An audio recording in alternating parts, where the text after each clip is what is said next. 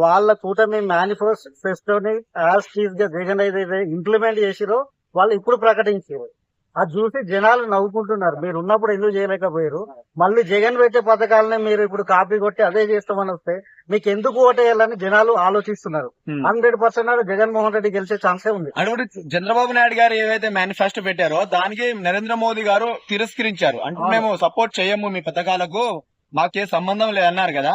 So దాన్ని తప్పించుకోవడానికి అయితే సెంట్రల్ కి సపరేట్ గా మేనిఫెస్టో ఉంది, అందుకని తప్పించుకుంటున్నారని చాలా మంది అభిప్రాయపడుతున్నారు. దాని మీద మీ అభిప్రాయం ఏంటి? మా అభిప్రాయం ఏంటంటే జస్ట్ వాళ్ళు మేనిఫెస్టో ఏదైతే బుక్ రిలీజ్ చేసారో ఆ బుక్ లో నరేంద్ర మోడీ ఫోటో కూడా పెట్టలేదు. Actually only Pawan Kalyan, Chandrababu. దాని అర్థం ఏంటి?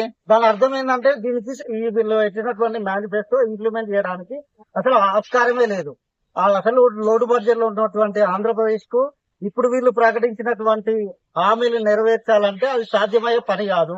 కాబట్టి వాళ్ళ యొక్క ఇమేజ్ కూడా ఖరాబ్ అవుతుందని బీజేపీ వాళ్ళు కనీసం దాన్ని ముట్టుకోవడానికి కూడా వాళ్ళు ఆలోచిస్తున్నారు. అంటే అర్థం చేసుకోవచ్చు వాళ్ళు పక్కన ఎవరు ముట్టుకోలేదు నిజంగా. ఎంత మరి పవన్ కళ్యాణ్ గారు మరి నిజాయితీగా ఉంటామని చెప్తున్నారు, పాతాళకం తొక్కేస్తాము అంటున్నారు. మరి ఎలా? ఆయన అసలు నిజంగా చెప్పాలంటే మాట్లాడదు అర్థం కాదు. ఆయన తీసుకొని మాట్లాడతాడు ఏమో అర్థం కాదు. ఆయన ఇట్లా ఊగుతా ఉంటాడు, అసలు ఎందుకు ఊగుతాడో అర్థం కాదు. పక్కన చంద్రబాబు కూల్ ఇట్లుంటాడు, ఈయన మాత్రం ఇట్లా ఊగుతా ఉంటున్నట్టో లేకపోతే మందు తీసుకున్నట్టో ఎందుకు ఊగుతాడో అర్థం కాదు. అంటే అసలు ఈయనది పవన్ కళ్యాణ్ కి అయితే ఓటేస్తారని అయితే నేను అనుకోవట్లేదు. ఖచ్చితంగా పిఠాపురంలో పవన్ కళ్యాణ్ ఓడిపోతాడు.